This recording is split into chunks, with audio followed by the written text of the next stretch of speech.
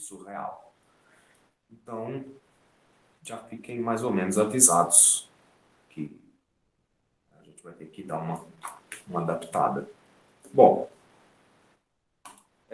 devido à quantidade de gente que me pediu para rever isso, eu quero então falar um pouco sobre escalonamento de sistemas e inversão de matrizes.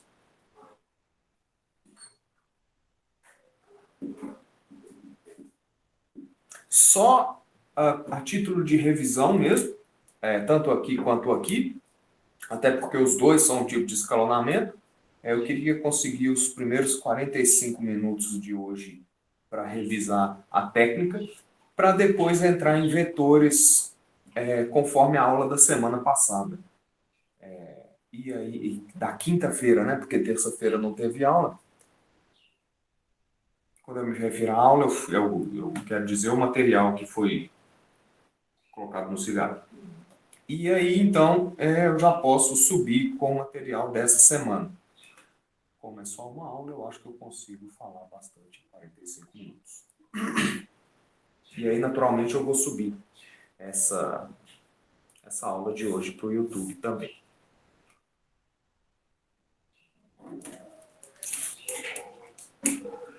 Então,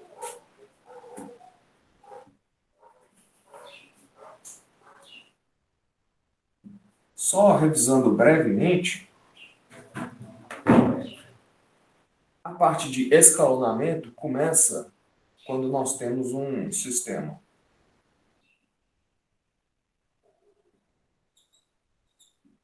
Vamos pôr essa linha e essa linha. Menos x mais y igual a 2. Vou inventar uma terceira linha aqui. Y mais z igual a menos 1. Pronto. Então, aqui eu estou revisando escalonamento.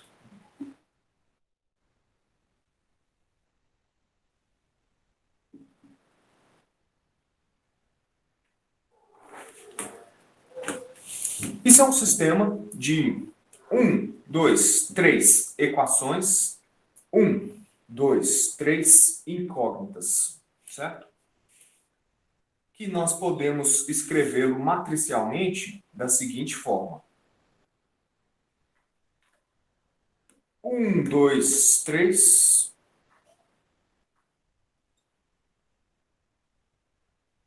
Menos 1. 1 e 0, né? Porque aqui é 0z.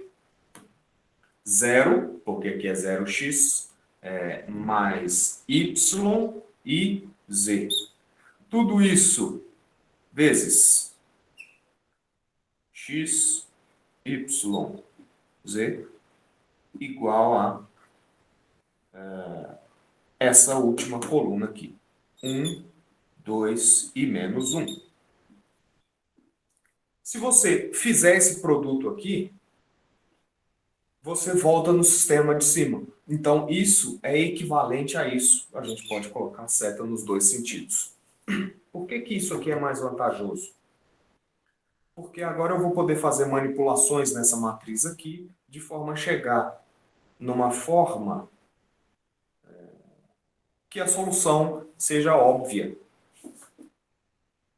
Claro, solução são trocar esses 3 por números de forma que o sistema seja verdadeiro, né? Então, as manipulações que eu faço são sempre linha a linha.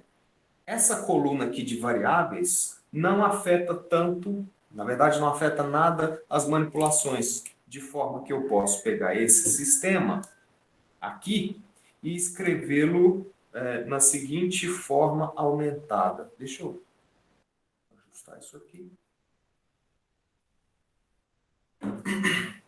Da seguinte forma aumentada. 1, 2, 3, menos 1, 1, 0, 0, 1, 1. E só um pontilhado separando o que está do outro lado.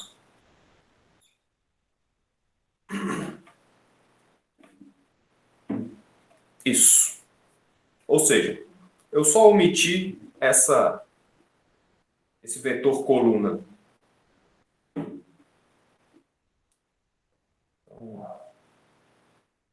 Por quê?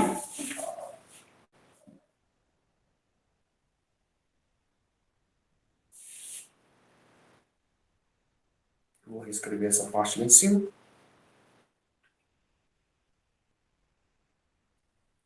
2, 3, 1.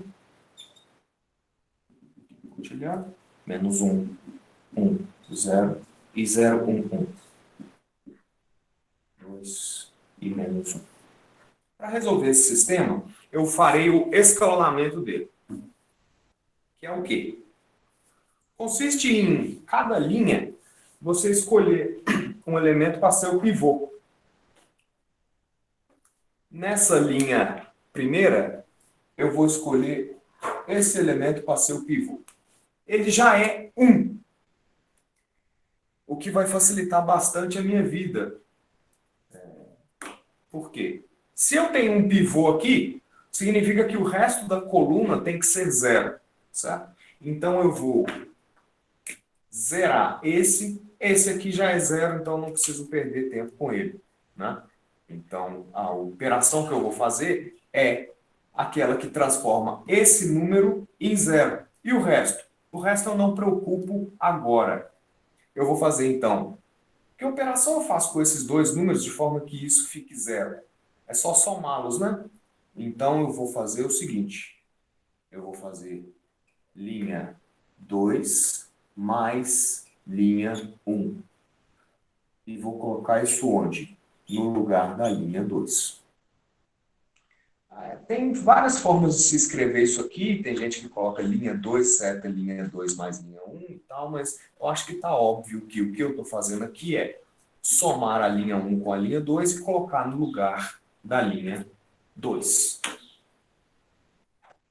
Então, como eu só estou mexendo na linha 2, a linha 1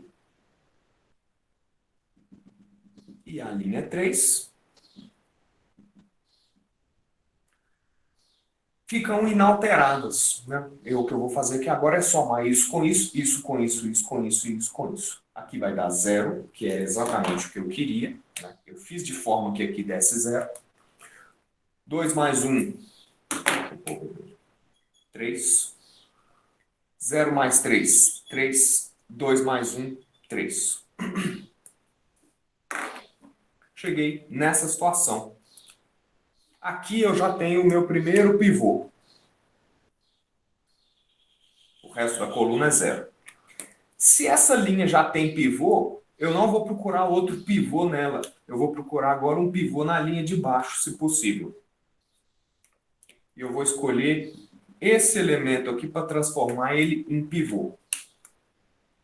Pivô precisa ser o número 1. Então eu vou fazer linha 3 vezes 1/3, ou dividido por 3, né? Porque aqui vai ficar 1, 1 e 1. Quando eu faço isso, observe, eu não mexi na minha linha. A Giovana perguntou se eu não posso trocar a linha 3 pela linha 2. Posso. Posso. Eu vou continuar dessa maneira aqui, mas sim, você pode trocar a linha 2 para já ganhar o número 1 aqui. Depois eu vou ter que zerar esse e esse, então não vai fazer tanta diferença. 1. Como eu dividi por 3 ou multipliquei por 1/3, fica assim. 0, 1, 1, menos 1.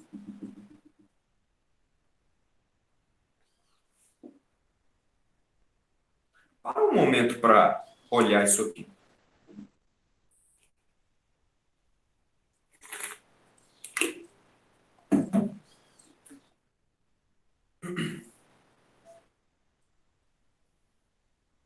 Você está vendo que as duas últimas linhas são muito parecidas, né?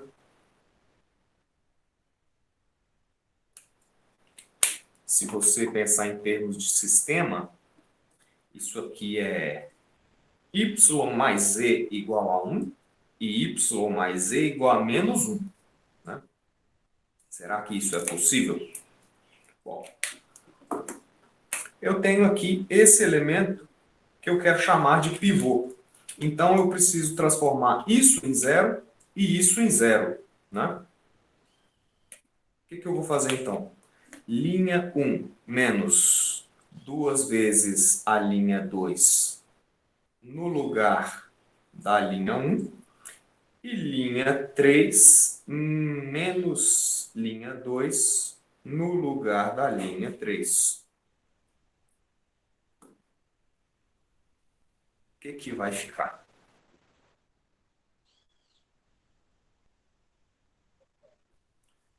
Eu não estou mexendo nessa linha. Estou mexendo na primeira e na última.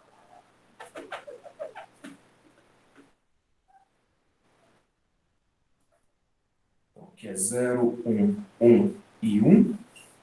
Vou fazer essa primeiro.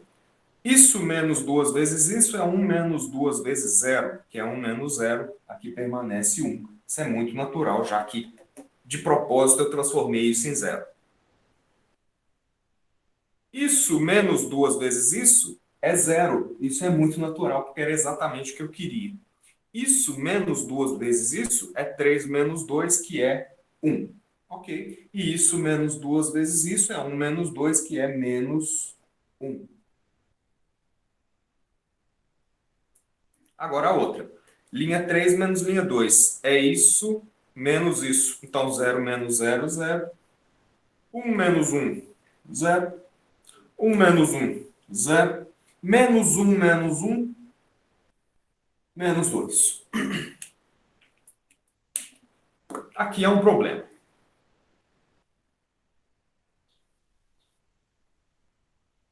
Então, eu posso apagar essa, né? Que essa aqui já é antiga.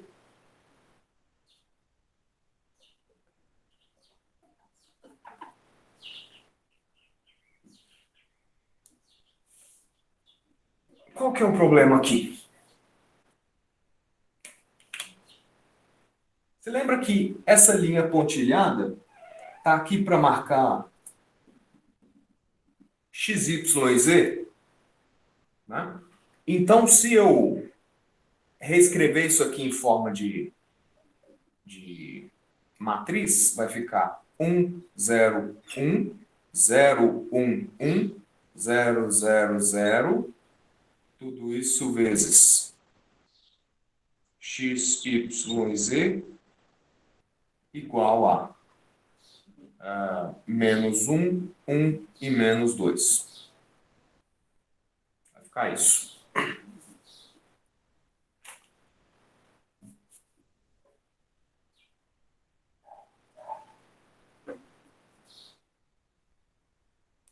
Isso aqui está te dando uma informação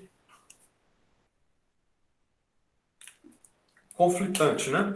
Então, olha esses raios de luz aqui. Na verdade, aqui. Né?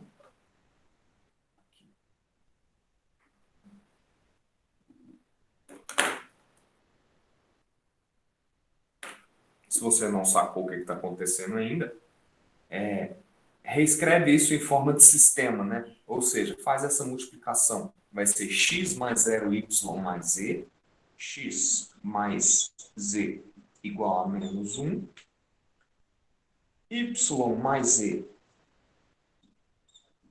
igual a 1 e 0x mais 0y mais 0z, 0 mais 0 mais 0 igual a menos 2. Percebeu onde é que tem problema? 0 mais 0 mais 0 é 0. Então eu posso escrever só 0. Olha aqui onde é que você teve problema. 0 não pode ser igual a menos 2.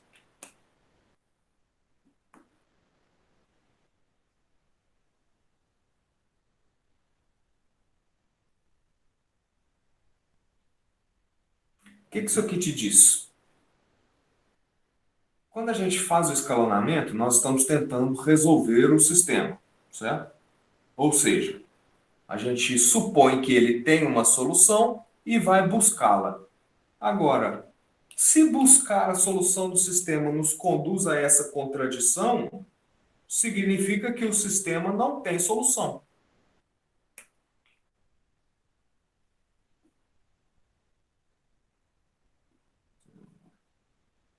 Não tem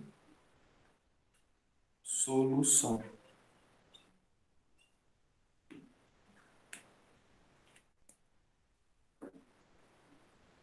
O que isso aqui está querendo te dizer?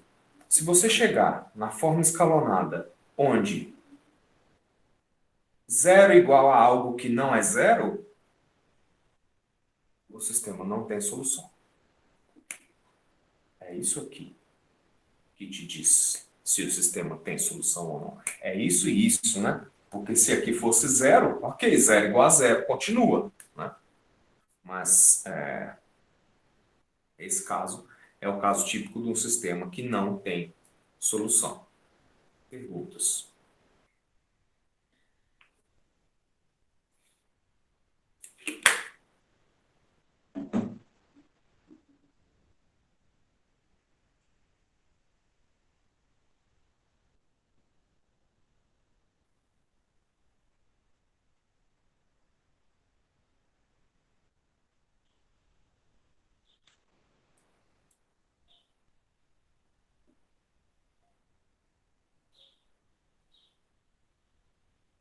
Maria Eduarda, você está conseguindo ver agora?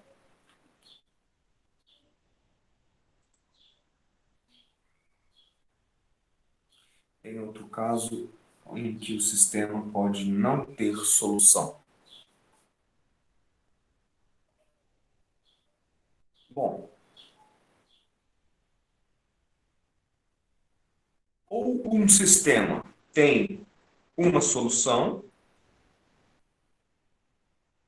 Ah, boa pergunta do Denis aqui, ó. Peraí.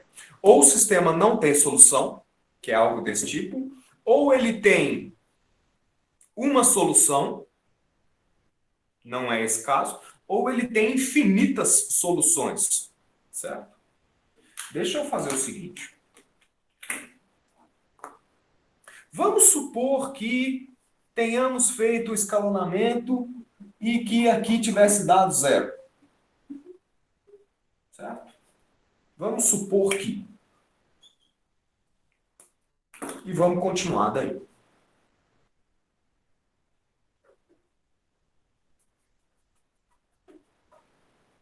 Ou seja,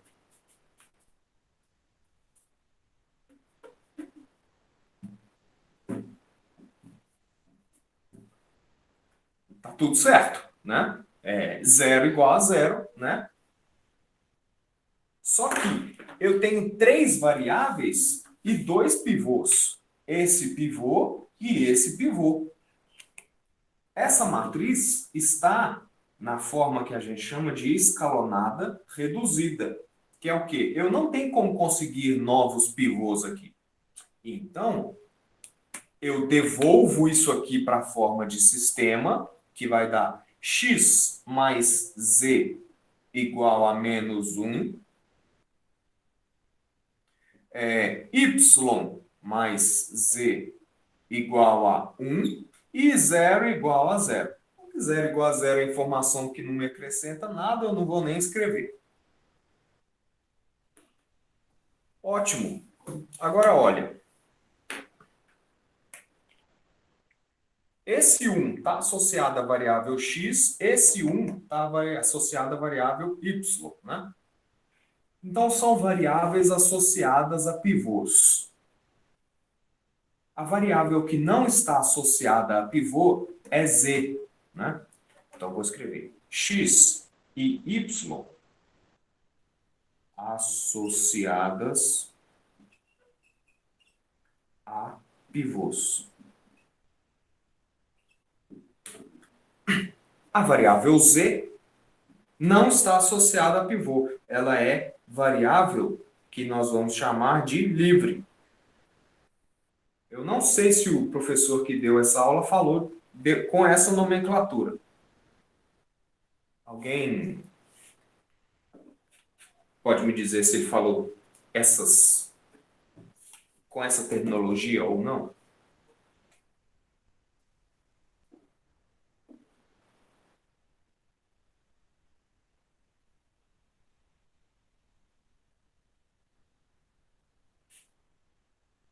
Não lembro.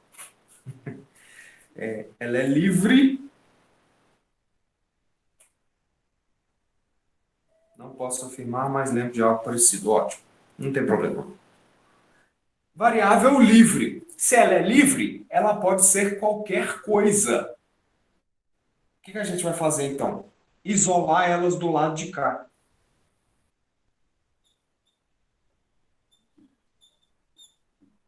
Isole-as à direita. E aí você ganha o quê?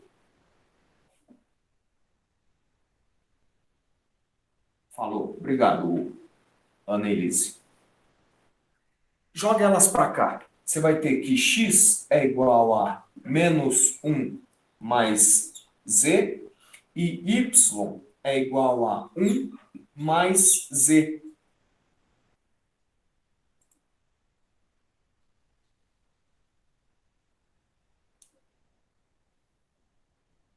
Você vai ter isso.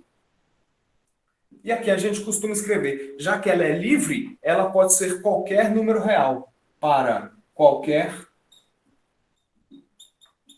real, qualquer número. Deixa eu chegar para cá. Qualquer número real z.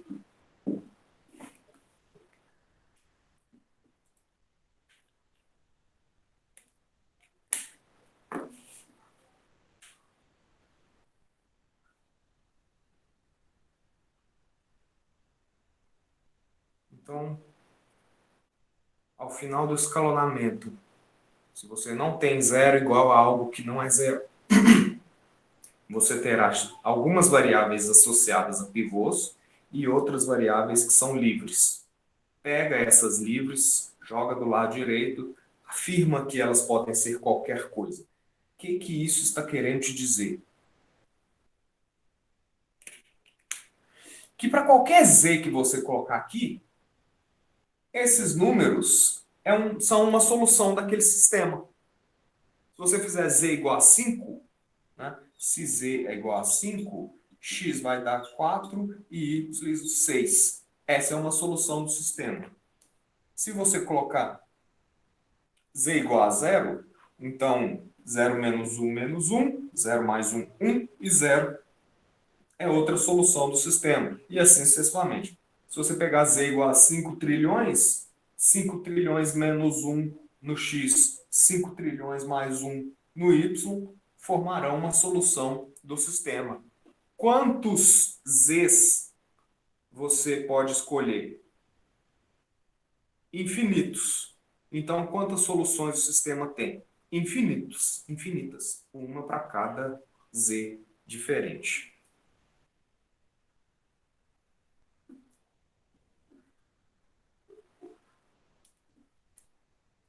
Né? E aí a gente pode escrever menos 1 mais z, 1 mais z e z, né? Já que ele é livre, são as soluções do sistema.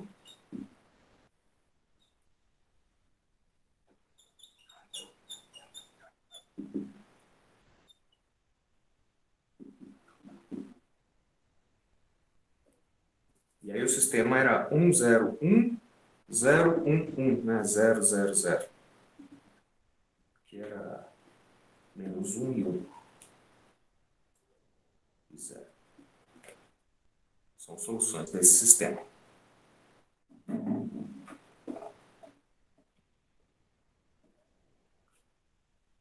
Infinitas, né? Aqui a gente pode escrever assim.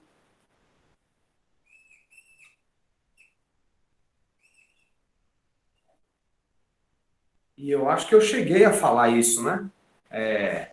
Para todo Z real. É um A maiúsculo de cabeça para baixo. Eu falei isso aqui, não falei?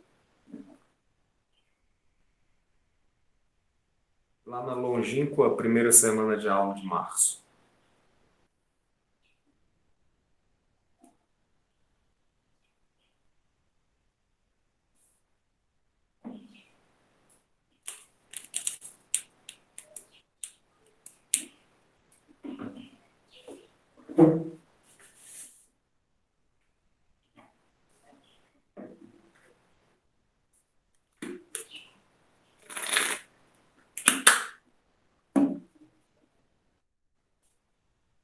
Perguntas?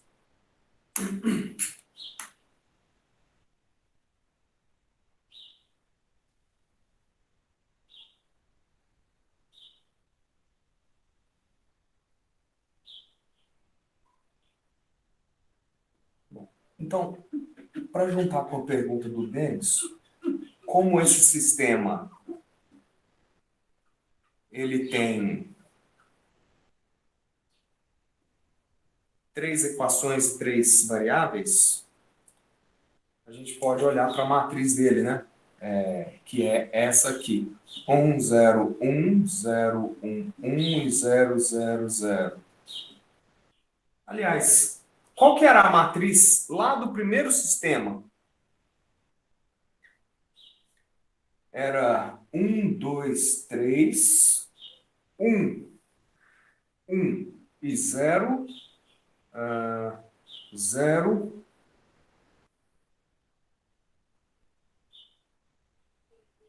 1 e 1. Não era isso?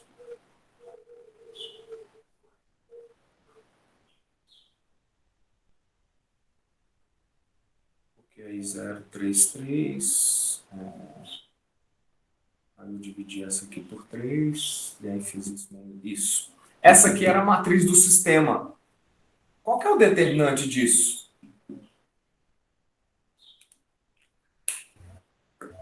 Segunda linha aí, Calcula aí. marrom, Elis corrigiu Y.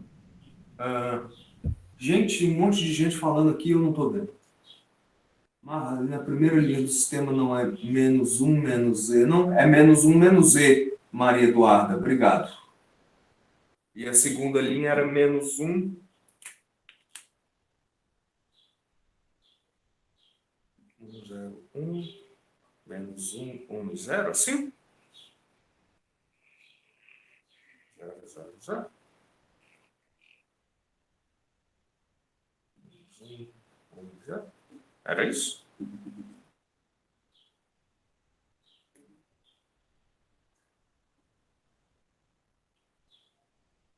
Se você somar essa com essa, vai cair de menos 0.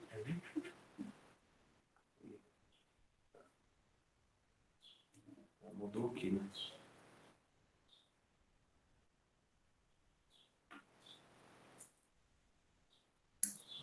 O problema é que eu apaguei e eu não sei o que eu escrevi.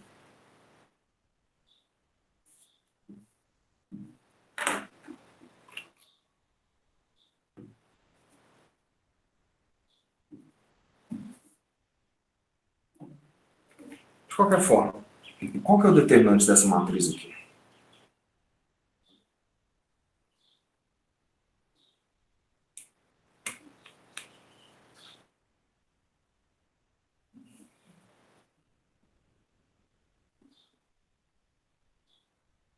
Alguém calculou?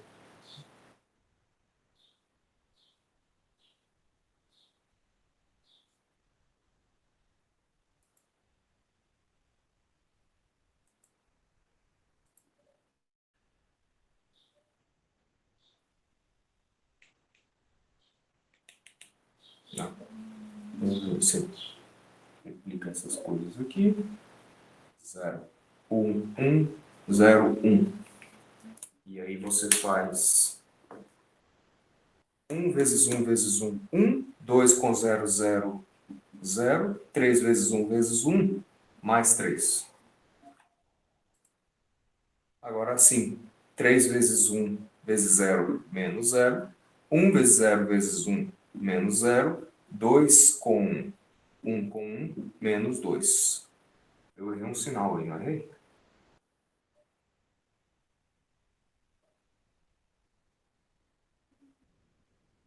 A segunda linha que tem a segunda linha? Tem um menos 1 aí em algum lugar, não tem? Ah, tá, entendi. É isso que você está dizendo?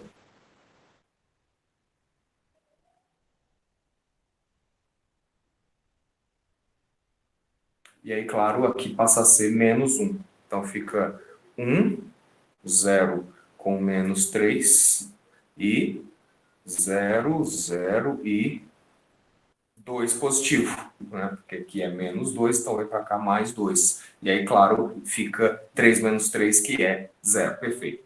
Essa matriz, então, tem determinante 0. Significa que o sistema AX igual a B, onde A é isso, X é o vetorzinho coluna X, Y e Z, e B é... Qual que era o vetor coluna do sistema original?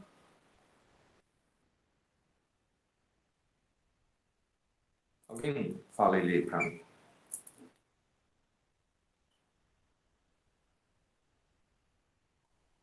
1, 2 e menos 1. Obrigado. Significa que esse sistema é um sistema cuja matriz não é invertível. Então, pode valer cada um dos seguintes casos. Não tem solução.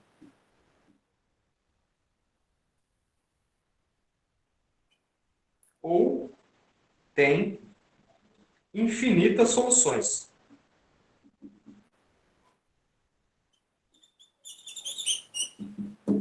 Não tem solução ou tem infinitas soluções. Que foi os dois casos que a gente viu, né? O caso em que não tinha solução era aquele em que 0, 0, 0 igual a menos 2. Então, isso é impossível, então não tem solução.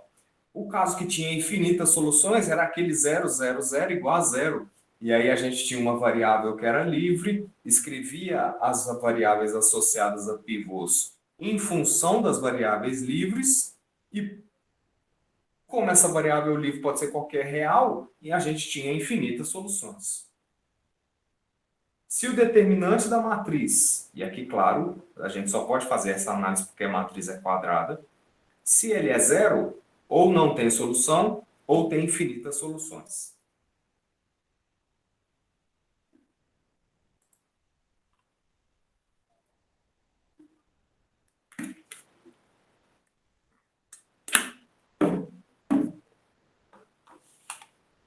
E se o determinante for diferente de zero?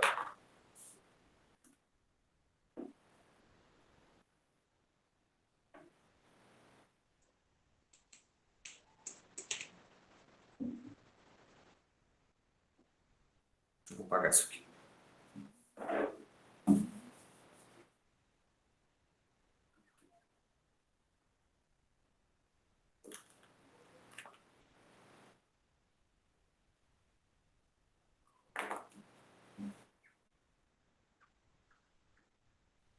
Vamos supor, então, exato, Maria Eduarda.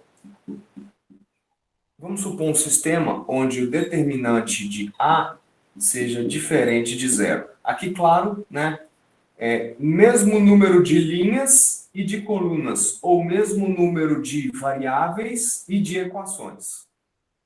E a gente está supondo isso, né? Suponha. Presta atenção nessa conta aqui agora.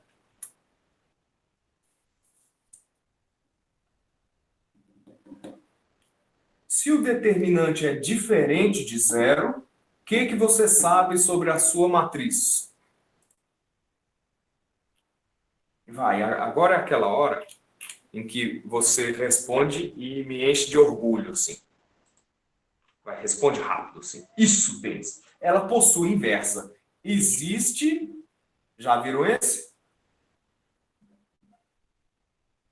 Esse E ao contrário? Né? Isso aqui significa que existe. Não vou escrever isso aqui, não, porque já está difícil. Para que eu vou ficar inventando?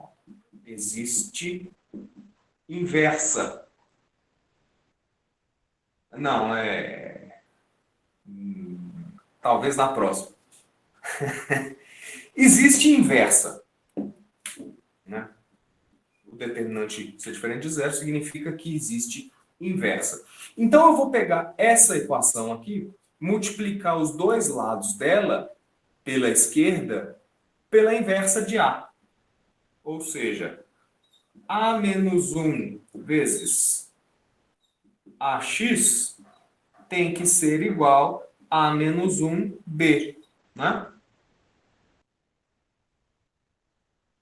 E lembra que multiplicação de matrizes importa a ordem, né? AB não é necessariamente igual a BA. Então, por isso que eu tenho que deixar claro que eu estou multiplicando à esquerda. A esquerda desse lado e a esquerda desse lado.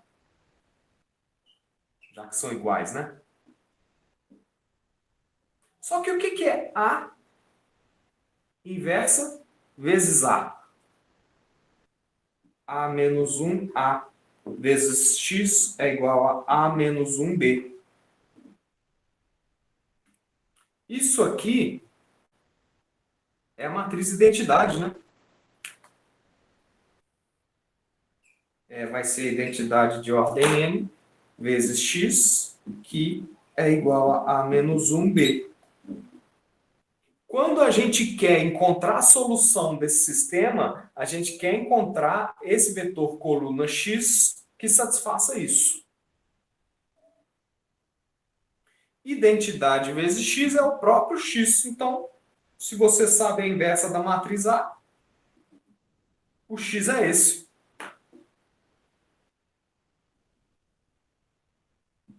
Que vai ser a solução do sistema.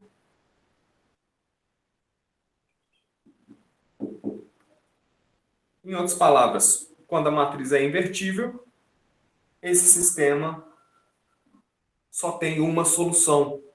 E a solução é essa.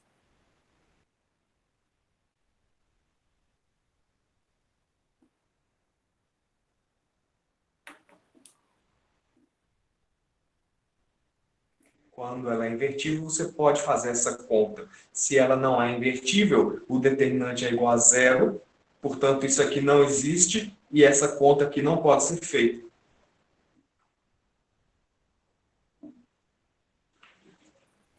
Entendeu?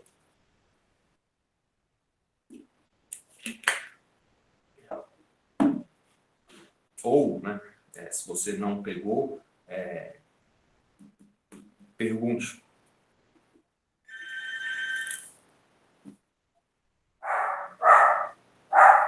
Então, só um minuto.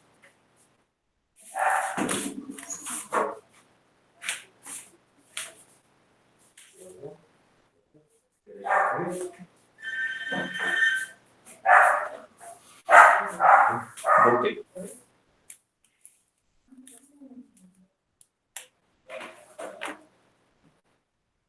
Então, dito isso tudo,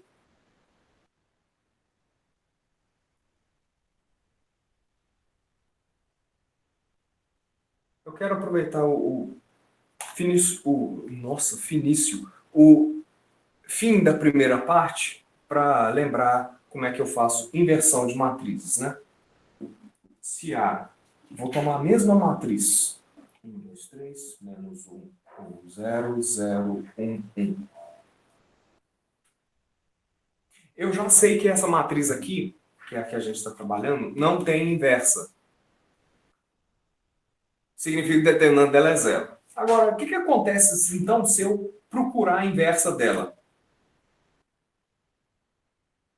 Invertendo, eu vou. E isso aqui estava no material que foi enviado já, né?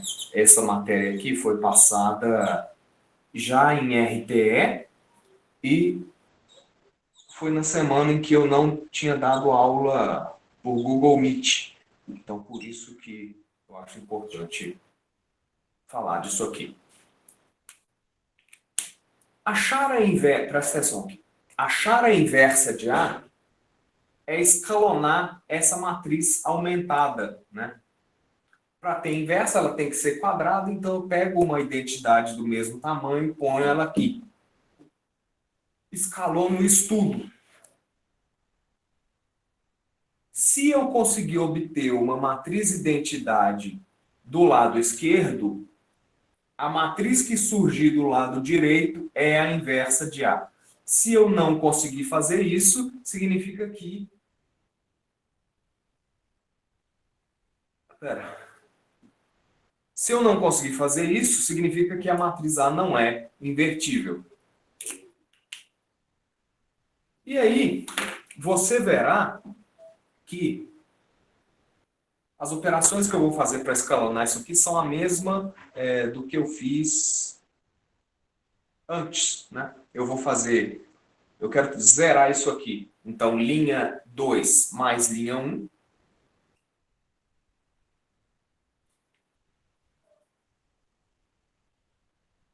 Né? Eu vou obter o quê? 1, 2, 3, 1, 0, 0. Isso mais isso é 0, isso mais isso é 3, isso mais isso é 3, isso mais isso é 1, isso mais isso é 1 e aqui é 0. 0, 1, 1, 0, 0, 1. Agora, eu vou dividir a linha 3 por 3, né? De forma a obter 1 aqui, 1. Então, eu vou escrever aqui em cima.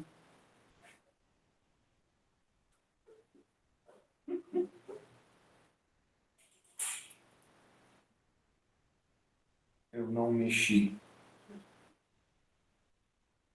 nessa primeira linha, então ela permanece a mesma coisa. E a última também, 0, 1, 1, 0, 0, 1. 0, 1, 1 e dividir por 3, então aqui é 1 terço e 1 terço e 0.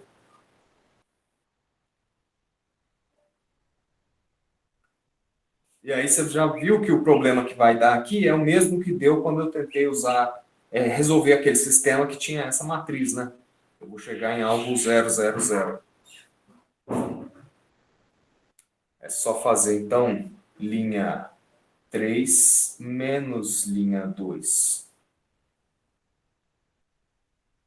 1, 2, 3, 1, 0, 0.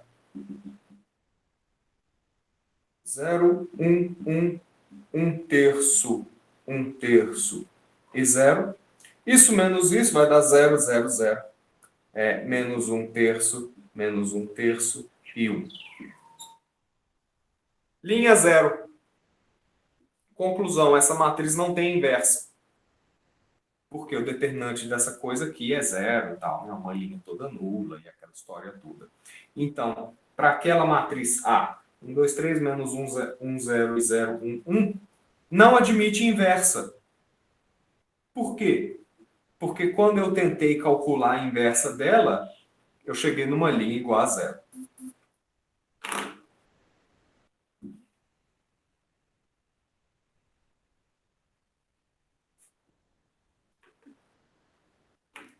E qual que é o caso onde eu consigo? É quando eu chego aqui desse lado numa matriz identidade.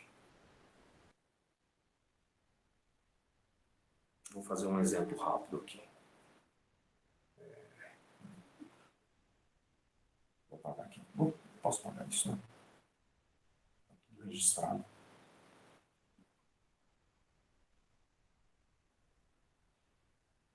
Um exemplo rápido. Vou partir da mesma. 1, 2, 3, menos 1, 1, 0, 0, 1, menos 1. A única coisa que eu vou trocar é o sinal desse elemento aqui.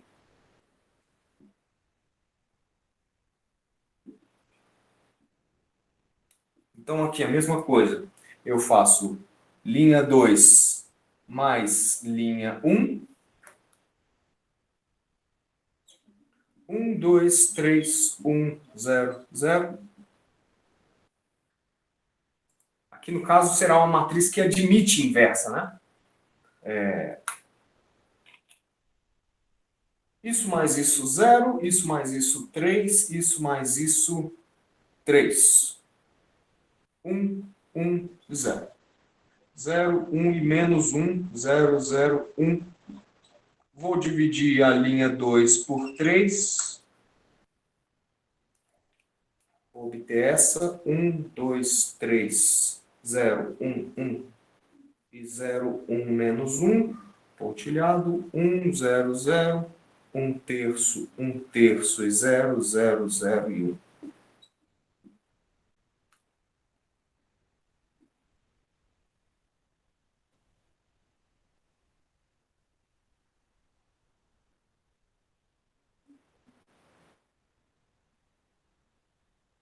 Aqui agora, eu quero transformar esse elemento no pivô dessa coluna.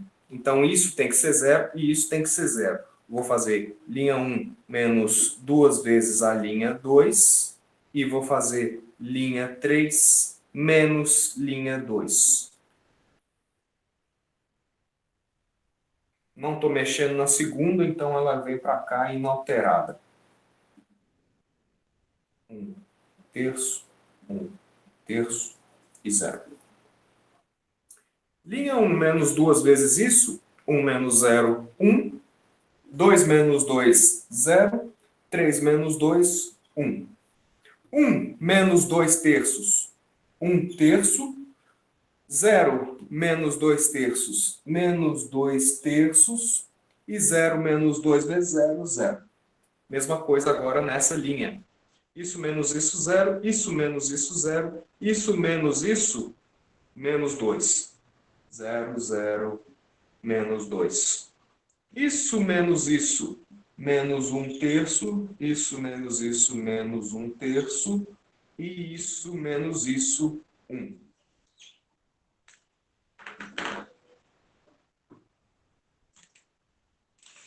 Estamos quase lá, né?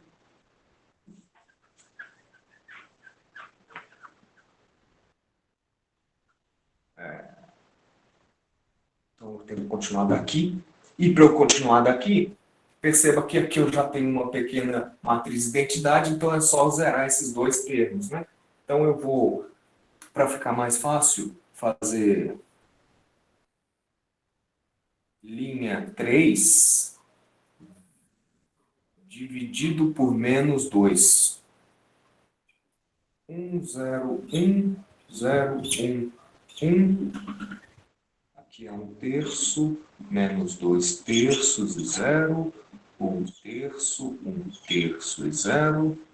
Aqui eu vou dividir tudo por menos 2, então é 0, 0, 1. 1 sexto, 1 sexto e meio. Aqui agora a minha última operação vai ser... Estou ficando sem espaço, né? 0, 0 e menos meio. Linha 1 menos linha 3 e linha 2 menos linha 3, para zerar esse e esse. Quando eu faço isso, não estou mexendo na última.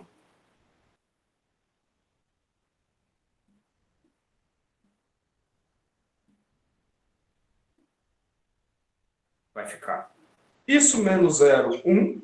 Isso menos 0, 0. Isso menos 1, 0. Já é a primeira linha de uma matriz identidade. 1 terço menos 1 sexto. 1 terço é 2 sextos, então fica 1 sexto. Menos 2 terços menos 1 sexto. Isso aqui é menos 4 sextos, menos 1 sexto dá menos 5 sextos. Isso menos isso dá meio. Mesma coisa agora na segunda linha. Isso menos 0 dá 0. 1 menos 0, 1. 1 menos 1, 0. Olha o que eu tenho aqui, uma matriz de identidade. Vou terminar essa conta. Isso menos isso aqui é 2 sextos, fica 1 sexto. Mesma coisa aqui, 1 sexto e meio. O que a gente conclui? que a inversa daquela primeira matriz, já vou reescrevê-la, é essa. Né? Aqui eu consegui chegar numa matriz identidade. Significa que o que aparecer aqui é a inversa daquela matriz original. Deixa eu apagar tudo que está aqui.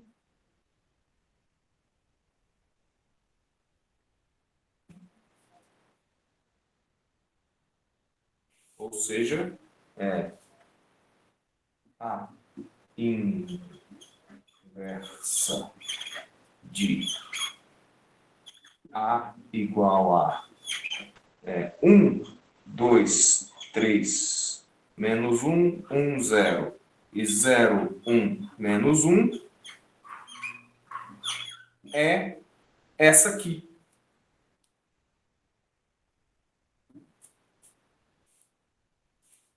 A menos 1, que é 1 sexto menos 5 sextos meio,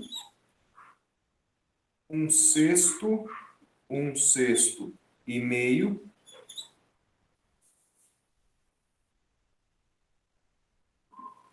1 sexto, 1 sexto e menos meio. Opa, aqui é positivo.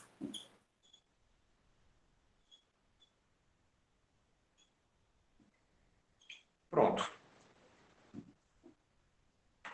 Basicamente é assim que se calcula uma inversa. Como que eu confiro? Faço isso vezes isso, tem que dar a matriz de identidade. Ou faço isso vezes isso, tem que dar a matriz de identidade.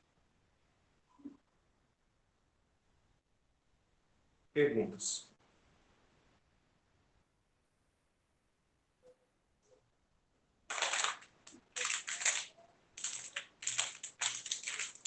Para sistemas na forma aumentada, ele também tem que ser quadrado? Não, não necessariamente. Só que se o sistema aumentado não tiver uma matriz, né, do lado esquerdo do pontilhado quadrada, você já não poderá falar em determinante, né?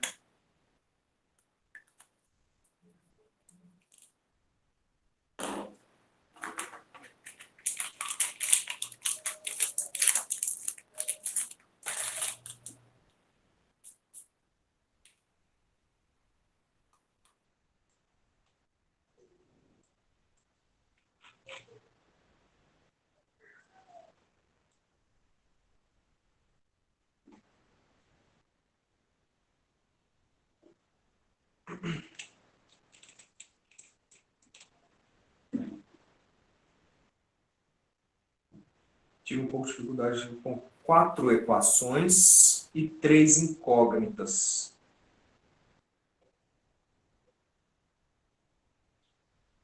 Se ele tem 4 equações, ele tem mais equações do que variáveis, né? Isso. Você não poderá ter uma solução só. Ou você não vai ter, ou você vai ter infinitas. Não, minto. Minto. Depende muito do caso. Você pode ter uma linha que não te acrescenta informação nenhuma, que é o que a gente chama, e é que a gente vai ver mais para frente, de combinação linear. Então, é por isso que a gente faz por escalonamento.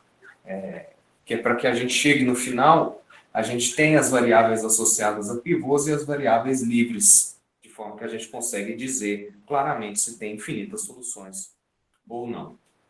Tem um exemplo no livro texto, deixa eu abrir ele aqui, inclusive uma menina que me mandou ele.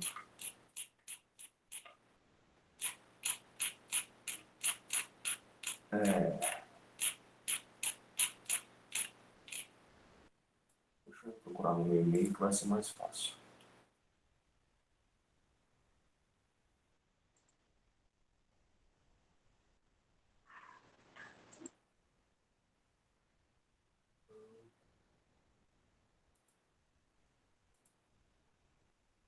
Aqui. Questão 4 da lista 2.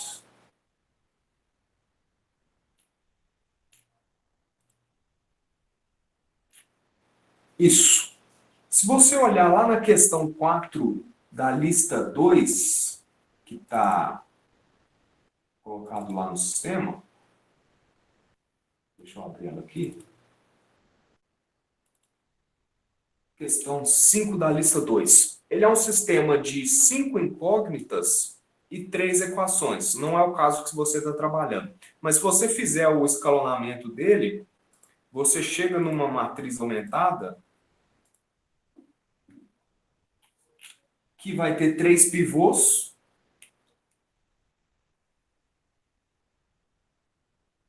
e 2 variáveis livres, né? Se tem variável livre, então o sistema já tem infinitas soluções. É isso que você precisa procurar. E isso indifere se o sistema tem mais equações que variáveis ou menos equações que variáveis. Então, proceda com o escalonamento e veja se existem variáveis livres no final. Se tiver variáveis livres, infinitas soluções, né? Porque você vai jogar para o outro lado. Se tiver uma linha do tipo 0, 0, 0, 0 igual a alguma coisa que não é zero, não admite solução. Sistema incompatível. Esse que é o espírito do escalonamento. Se você tentar fazer por substituição, uma hora você vai perder o rastro do que você substituiu onde, entendeu? Se você quiser, você me manda por e-mail depois qual que é esse caso aí, que eu consigo elaborar uma explicação mais particularizada. Então, dito isso, eu posso finalmente começar a falar em vetores. Isso aí já é da aula 09.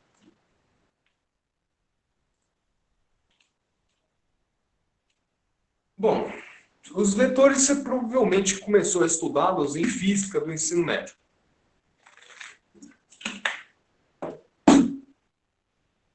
E um vetor, normalmente representado com uma seta, ele é uma coisa que tem 3 grandezas, né?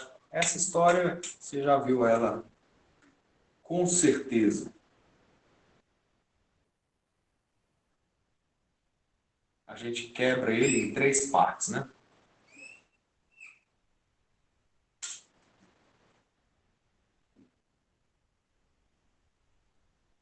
Um vetor é um segmento de reta, né? A gente tem reta, que é uma coisa infinita para os dois lados, uma semi-reta, que é uma coisa infinita por um lado só, e um segmento de reta, que tem início e fim.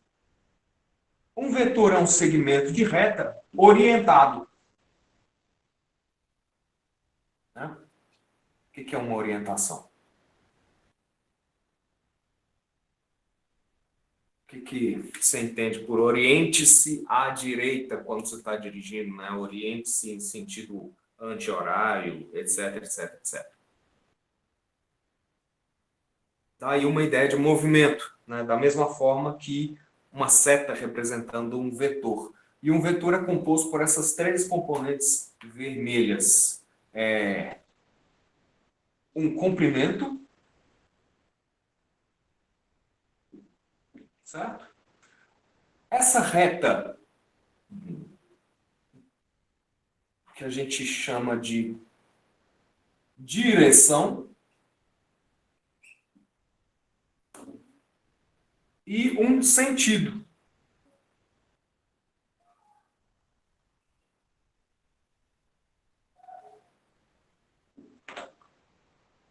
Que é aquilo que dá o aspecto de movimento do vetor, né? Se eu te digo o seguinte, um carro se movimenta assim, o que isso significa? Né? Ele está indo para cá ou ele está indo para cá? Se eu indico essa seta, você já sabe, ótimo, um corpo, um carro, não sei o que, desloca-se nessa direção. Agora, se eu te dou, então, o carro desloca-se assim, ou o carro, partícula e tal, e uma outra partícula desloca-se assim, você vê que o comprimento dessa está aqui maior para causar a impressão de que, né, sei lá, a grandeza desse movimento é mais intensa, ou essa velocidade é mais intensa, ou ele se desloca por mais tempo. De qualquer forma, você tem aqui essa dimensão de comprimento como sendo esse vetor vale mais em algum sentido do que esse. Então, essa grandeza também é importante. E aqui, claro, se eu tirar a seta, sei lá, tá vindo para cá, tá vindo para lá, a seta indica para onde ela vai, a reta indica em que direção ele se desloca, né? Sei lá, se eu fizer aquelas coisas de física assim. O que é isso, né? Tá vindo para cá ou tá vindo para cá? A gente precisa da direção para que isso aqui não tenha ambiguidade. Então, claro, um vetor é uma coisa que tem essas três grandezas: direção, sentido e comprimento. Isso é muito usado na física. Por isso que vocês estudam isso antes na física do ensino médio do que em matemática propriamente dito. Então, por que estudar vetores em geometria analítica? E não é nem geometria analítica propriamente dita, é geometria analítica e álgebra linear. Por quê? Para esses vetores que existem no plano coordenado e no espaço coordenado, nós podemos dar a ele um trato algébrico. Como assim?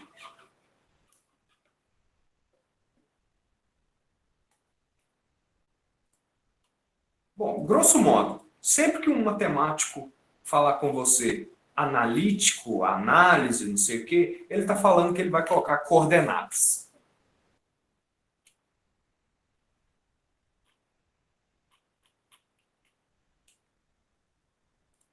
Coordenadas tipo aquelas do plano cartesiano mesmo, né? Aqui é o 1, aqui é o 2, aqui é o 3, 1, 2, menos 1. Ah, professor, mas isso aí é coisa de cálculo.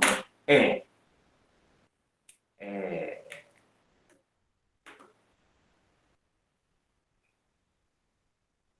É o mesmíssimo plano cartesiano do seu cálculo. Aquelas funções todas estão aqui também.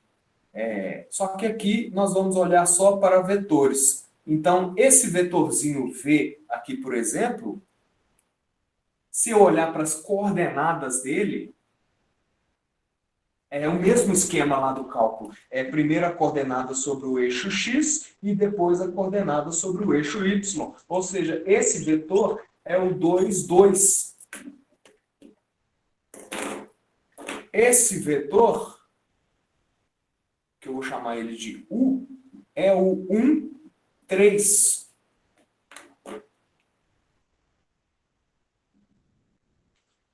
E aqui, para que não haja confusão entre vetor e ponto, observa, né? Esse ponto aqui é também o ponto 2, 2. Eu vou tentar sempre colocar uma seta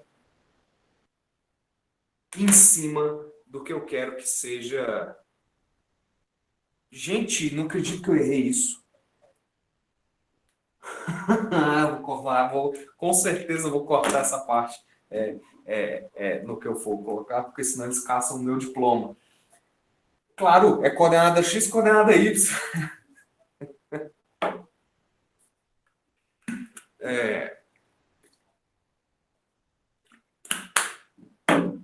Não tem justificativa. Coordenada x, coordenada y. Então, sempre que eu for falar em vetor, eu vou tentar colocar uma seta em cima dele. Tá? Cada autor usa uma estratégia diferente. Essa aqui que eu vou utilizar é a mesma que está no texto que a gente está enviando. Tá? O livro base utiliza letras maiúsculas, né? Mas ainda assim ele põe seta em cima para indicar que essa grandeza aqui é vetorial. E você ouvirá falar muito nisso de grandeza vetorial. E qual que é o papel desses vetores na nossa disciplina? É que a gente vai tratar vetores como se fossem matrizes. Matrizes linha e matrizes coluna, né? Exatamente aquela do sistema lá. Isso é um vetor. Aqui já está óbvio. Esse vetor 2, 2 será tratado como uma matriz linha 2, 2 ou a matriz coluna 2, 2. Vetor. Vetor. Né? Você vê, obviamente, a correspondência entre vetores escritos assim e vetores escritos assim.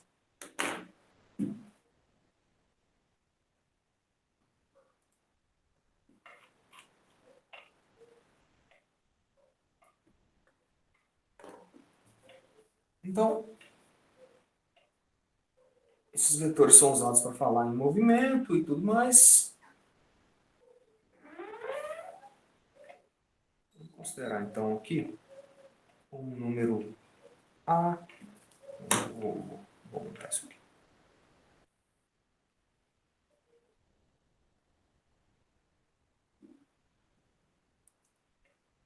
Você perceberá imediatamente que o apelo geométrico dessa parte aqui tem muito a ver com triângulos. Muitos deles serão triângulos retângulos. E para triângulo retângulo, você já sabe algumas coisas.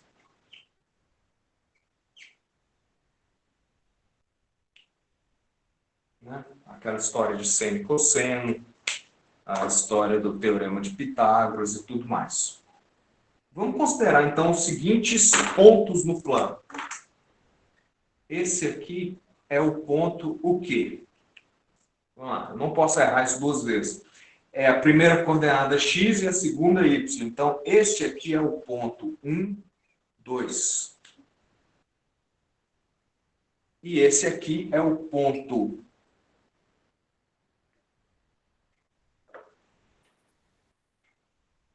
Q, que eu vou escrever ele assim, 4, 6. Certo? Pontos. Isso aqui não são vetores. Agora, sempre que eu tenho dois pontos, P e Q, eu consigo falar no vetor que eles determinam.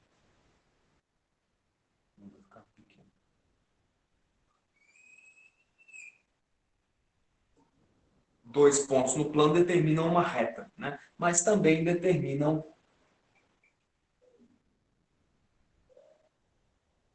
um vetor. Este vetor aqui, que é o vetor que vai de P para Q. E a gente costuma escrever assim.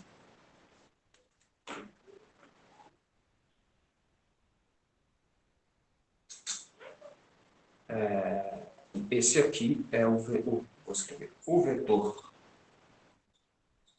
PQ é o vetor com ponto inicial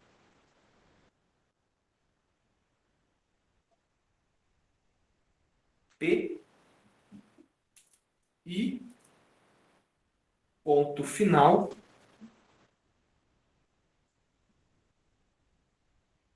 Q.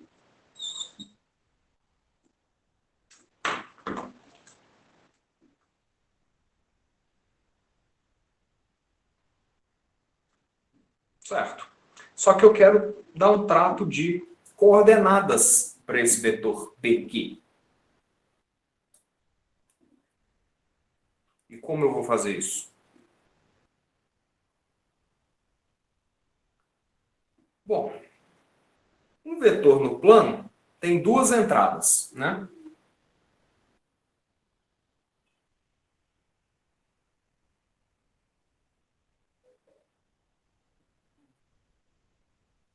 Tem duas entradas. Uma entrada sobre o eixo X e outra entrada sobre o eixo Y. Né? E ele é sempre denotado como o comprimento disso, vírgula, o comprimento disso. Qual que é o comprimento disso? Escreva aí.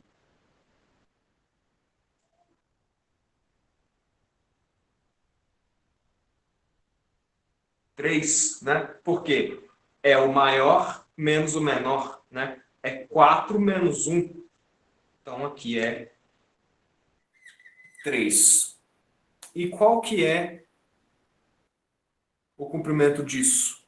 Não é 6 menos 2? É 4. Pronto. Então, aqui a gente tem uma maneira de obter coordenadas de um vetor onde a gente conhece ponto inicial e final, né? Que é o que está aqui. Deixa eu fechar isso. Deixar isso aqui também. É o que está aqui na seção 4 do aula 9.pdf, né?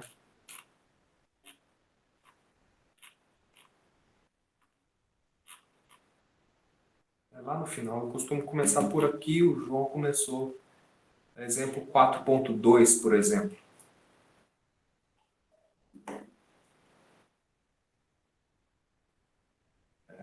Deixa eu apagar isso aqui. Escreveu o geral.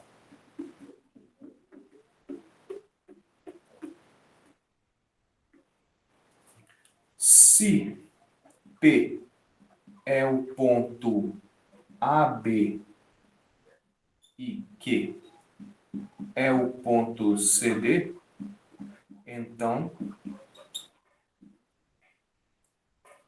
o vetor PQ tem quais coordenadas?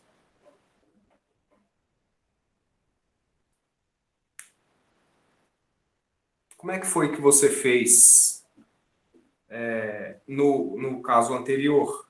Né? Aqui, claro, o ponto final é o Q, o ponto inicial é o P. É sempre o final menos o inicial. Né? É C menos A, D menos B.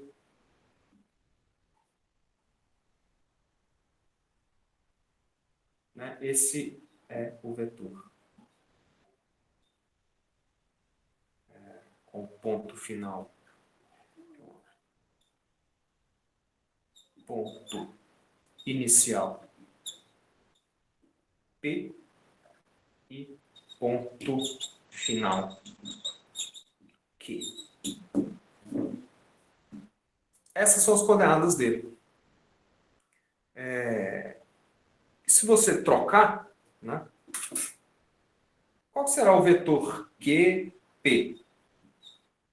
Ponto inicial Q, ponto final P.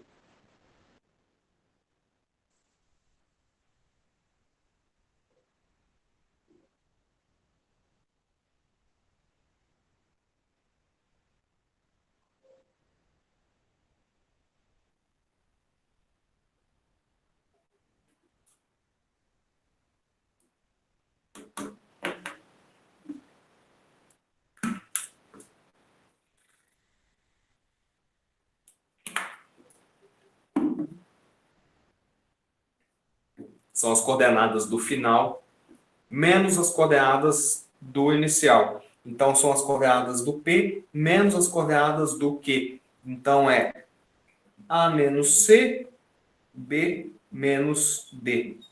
Você percebeu que troca, né? E para cá, você inverte. Por quê?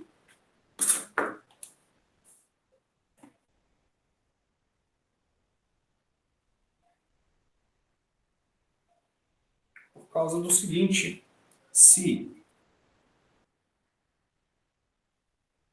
aqui está P e aqui está Q, o meu vetor exato, o Adeilson, a direção é a mesma, porque é a mesma reta que passa por esses dois pontos. O comprimento é o mesmo. O que que muda? O sentido, né? Porque esse aqui é esse, né? Eu vou escrever ele um pouquinho em cima. Esse é o vetor PQ. Olha a seta aqui. E o outro? Esse ele sai de Q e vem para P. Né? Esse é o QP. Mesma direção, mesmo comprimento, sentidos diferentes. Então, ponto inicial e final importam. Por quê? Porque alteram o sentido, né? Trocam a ponta onde está a seta, digamos assim.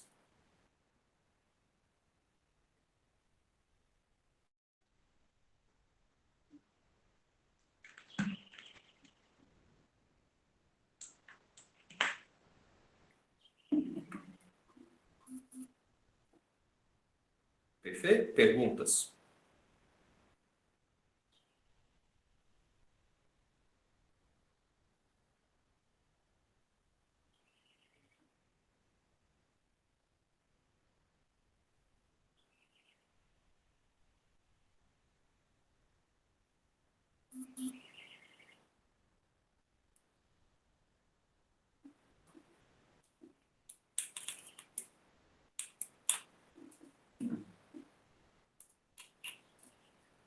Então,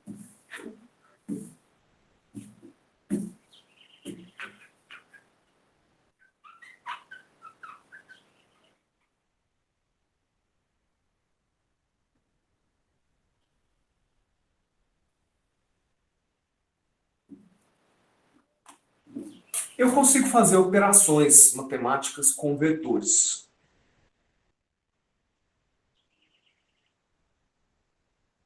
Aqui, vamos trabalhar com dois vetores sem sequer me preocupar com as coordenadas dele. Os vetores que a gente trabalhou aqui antes estavam no plano. Eles não precisam estar no plano, eles podem estar no espaço, né? Eles podem ser vetores tridimensionais. E, na verdade, eles não precisam nem ser tridimensionais. A gente consegue trabalhar com vetores que existem em N dimensões. Se você é dos cursos de computação elétrica ou controle, você fará uma disciplina que chama álgebra linear, onde você vai estudar ambientes onde vetores podem ser outras coisas. Tá?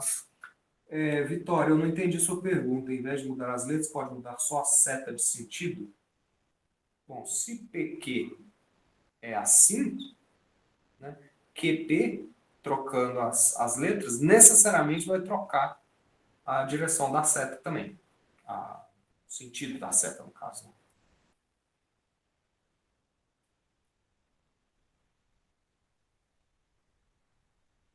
Não sei se eu respondi a sua pergunta.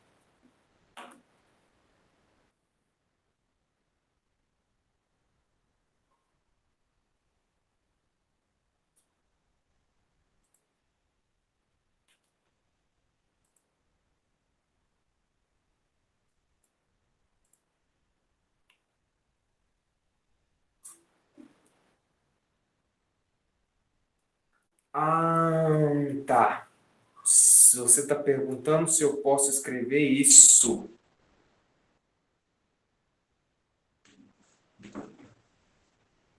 Ó, pode. Você pode escrever o que você quiser, né? É assim, nada impede eu escrever 2 igual a menos 3. O papel aceita qualquer coisa. Mais do que isso aqui não está errado, né? Se você definir que essas duas coisas aqui são iguais, eu falo assim, se você concordar num texto que você está escrevendo ou lendo que essas duas coisas são iguais, e de fato são, né? Essa seta está para indicar que esse é o ponto inicial e esse é o ponto final. Mesma coisa aqui. Então, sim, há um problema, né? Porque aí você já está entrando em coisas onde que você lê da direita para a esquerda. E você pode começar a ter a seguinte confusão, né? Se isso aqui tiver escrito muito pequeno, por exemplo, isso aqui dificulta a leitura, digamos assim. Está corretíssimo. Eu entendi. Acho que qualquer um entende. Mas, né, na hora que você começar a escrever coisas demais, isso aqui talvez comece a atrapalhar. Mas sim, eu não sei se o livro-texto define assim, mas é possível. Olha só. Eu consigo falar em operações com vetores, tá? Por exemplo,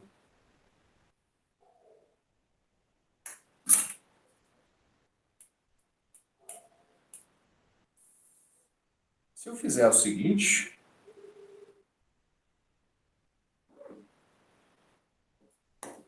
isso é um paralelogramo, né? Paralelogramo.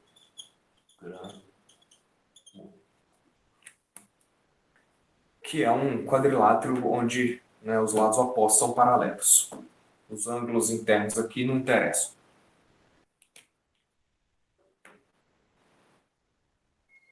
Se eu pegar essa diagonal aqui, eu consigo definir uma soma de vetores como sendo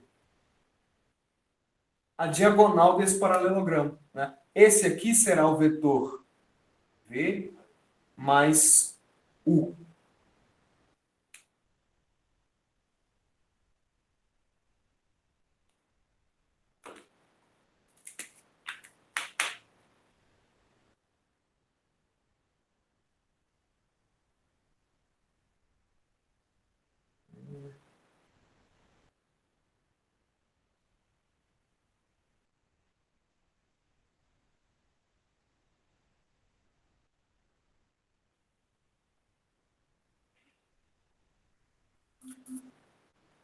Eu consigo também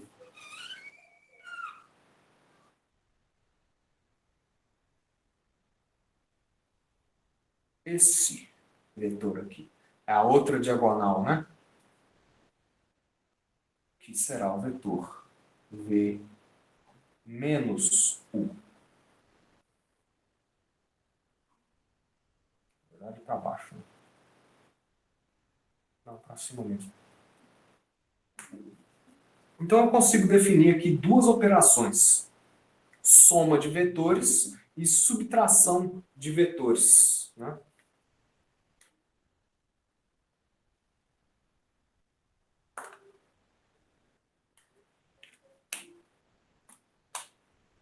Da mesma forma que eu somo números, da mesma forma que eu somo matrizes, agora eu posso somar vetores e subtrair um vetor do outro. E aí, claro, né, existe uma tal coisa chamada vetor nulo. Da mesma forma que existe matriz nula, da mesma forma que existe o número nulo, né, o vetor nulo é o que tem comprimento zero.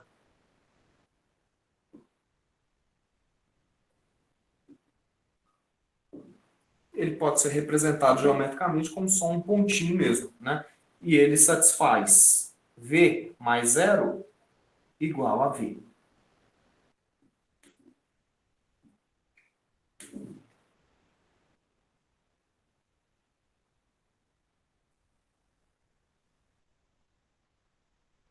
Então, eu tenho soma, eu tenho subtração, eu tenho vetor nulo. Mais do que isso, se eu tiver, se alfa é um número real, né, eu posso multiplicar alfa por um vetor.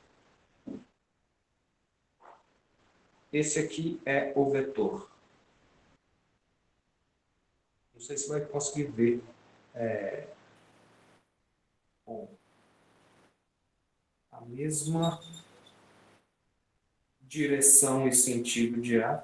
Mesma direção. Deixa eu apagar isso aqui e escrever maior. Porque aqui tem uma nuance. Então, soma e subtração, regra do paralelogramo, né? Completa esse paralelogramo e passa. Essa diagonal com o ponto inicial e coincidindo com o ponto dos vetores é a soma. A outra diagonal será a subtração deles. Vou voltar isso aqui daqui a pouco. E se você me permitirem, eu estendo hoje um pouquinho mais uns 10 minutos, né? Se alfa é um número real, então alfa v é um vetor com a mesma direção.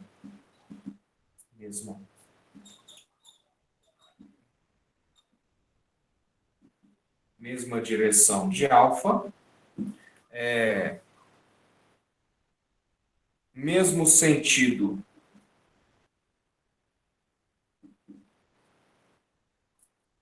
se alfa for positivo, ou sentido oposto.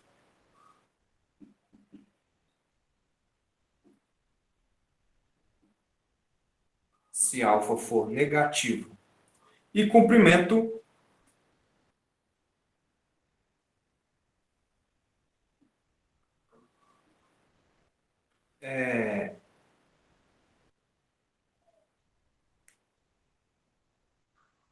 alfa vezes, vou escrever assim, meio informal, alfa vezes o comprimento de V. Tá legível?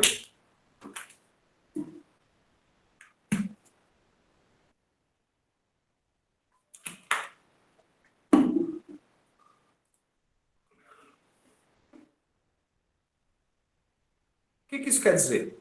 Se eu tenho um vetor, eu consigo multiplicar esse vetor por um número real. Por exemplo, pega um vetor aí qualquer e multiplica ele por 3. 1, 2, 3. Você preservou a direção, ele ainda está sobre a mesma reta. Você preservou o sentido, porque a seta continua apontando para o mesmo sentido, e o comprimento foi aumentado 3 vezes. Mas se fosse menos 3, vou fazer isso aqui. Se fosse menos 3, você inverteria o sentido, mas preserva a direção, e o comprimento também aumenta 3 vezes. Aqui, no final, tinha escrito alfa vezes, coloca módulo de alfa vezes. Isso é positivo, né? Comprimento. Assim. Por exemplo, se esse aqui é o seu vetor V, geometricamente, sem coordenadas. Então, o que é 3V? É o mesmo vetor 3 vezes, né? 1, 2, 3. Que eu vou fazer assim. 2.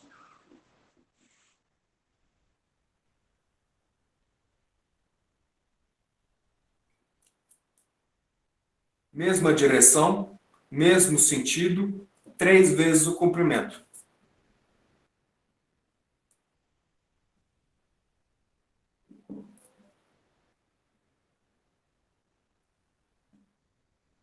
Comprimento triplicado. Vou colocar 3 vezes. E o que seria menos 3V?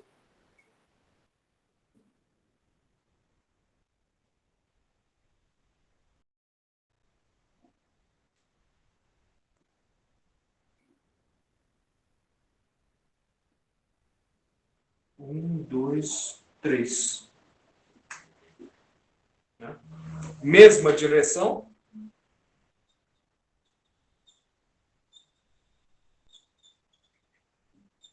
Mesma direção, sentido oposto.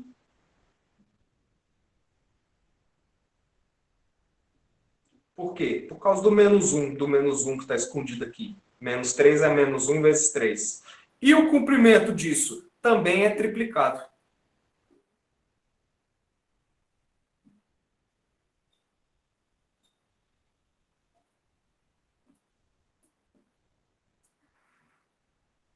Perfeito? Pergunta.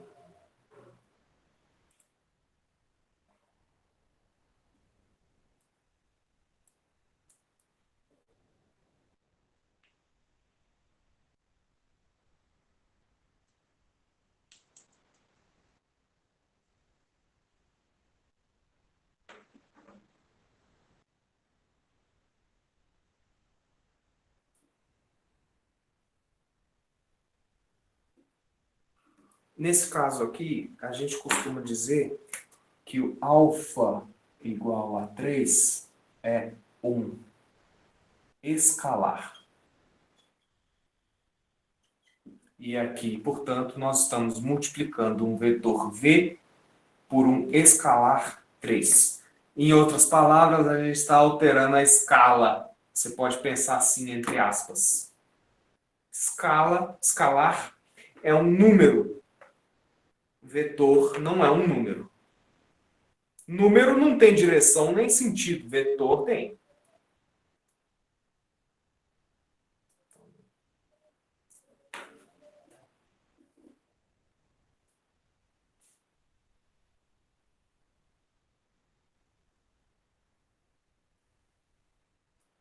E aí, você começa a poder fazer aquela álgebra vetorial, aquelas contas todas,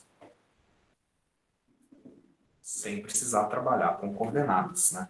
Por exemplo, se você tem aqui o seu vetor v, você tem aqui o seu vetor u. Lembra que para calcular a soma, você completa o paralelogramo, né? Esse elemento aqui vai ser a soma e esse vai ser a subtração. Por que que esse vai ser a subtração? Bom, pega aqui o vetor menos u, né? Ele vai estar aqui na direção oposta.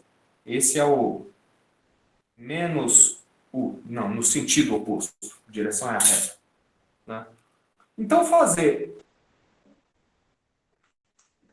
v menos u é fazer v mais menos u. Só que quando eu somo vetores, eu aplico aquela regra do paralelogramo. Então agora eu aplico a regra do paralelogramo aqui, né? Passo uma paralela a essa por aqui e passo uma paralela a essa por aqui. O vetor soma disso com isso vai ser esse, que é v menos u. E aqui, para finalizar, você poderia ter perguntado o seguinte, ou você pode estar se perguntando o seguinte: olha, professor, mas você tinha feito isso antes aqui, né? Você tinha feito essa soma aqui, v mais u, e a subtração aqui. Acabaram as minhas cores. Vou usar o mesmo verde. Não é isso que eu tinha feito? Esse aqui era o v menos u. E aí você vê que esse vetor verde e esse vetor verde são a mesma coisa, só muda o ponto onde eles estão, né? Onde está a origem deles, no caso. Pois é porque vetores,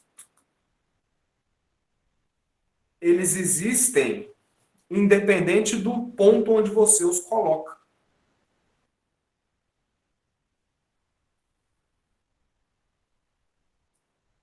Em outras palavras, você pode entender o seguinte: no mesmo plano, esse vetor v aqui colocado e esse vetor v, mesmo vetor aqui colocado, são a mesma coisa.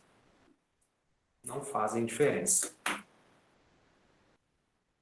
Está meio inclinado aqui, mas são o mesmo, tá? Não faz diferença.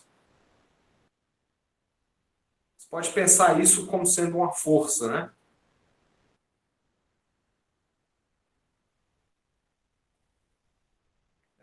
Vou apagar isso aqui.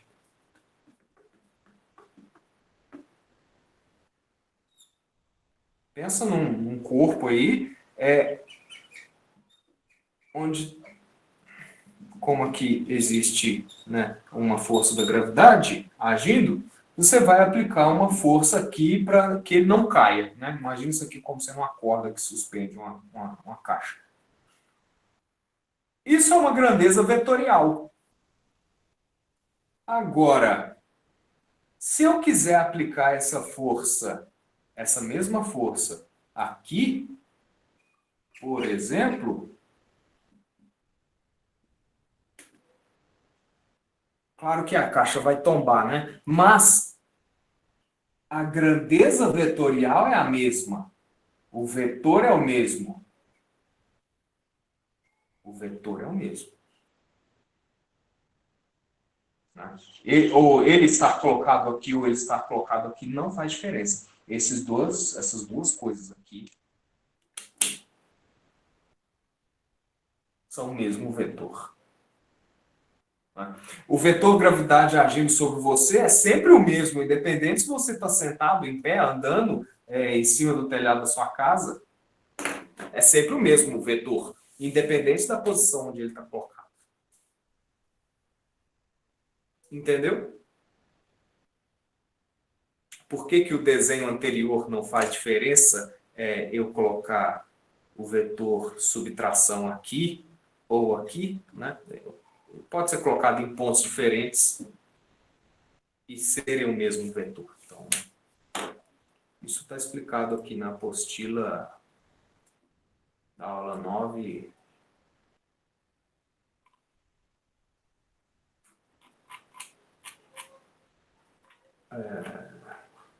Seção 2, né?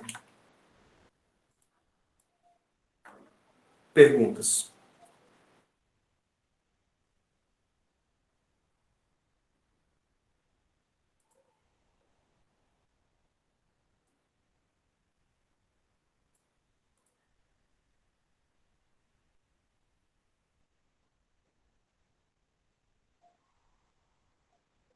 Então, observe, essa parte de vetores eu mal entrei na parte de coordenadas ainda, né? Eu pretendo falar mais disso na quinta-feira.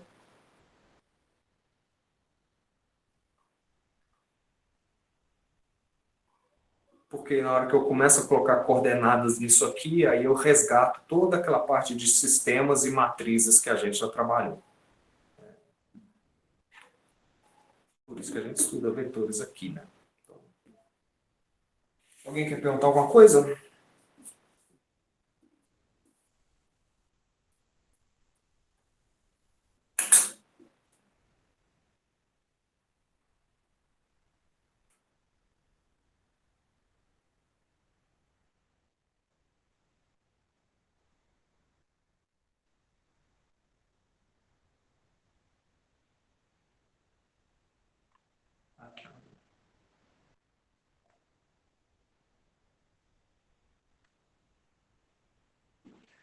Então é isso aí. A gente continua na quinta-feira.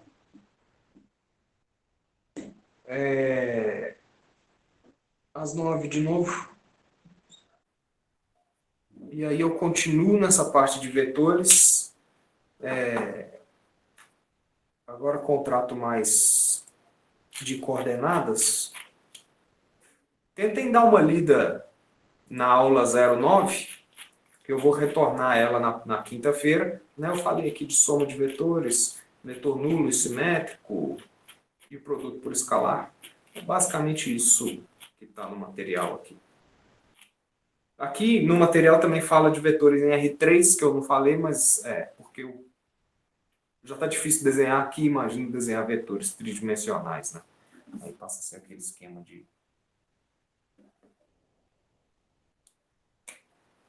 três eixos assim.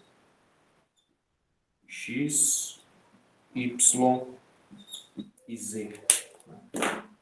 Onde você pode ter um vetor aqui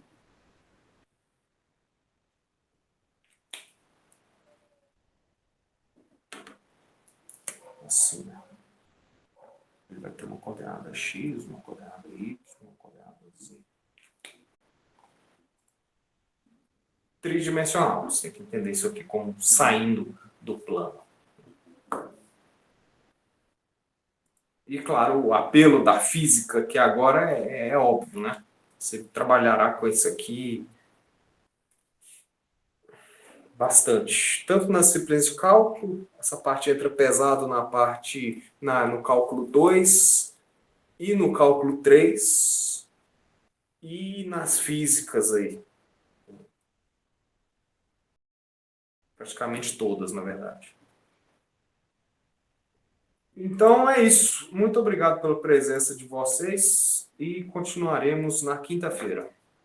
Mandem perguntas por e-mail, igual vocês sempre têm feito. Nessa aula nova tem alguns exercícios, sugiro que vocês tentem fazê-los também.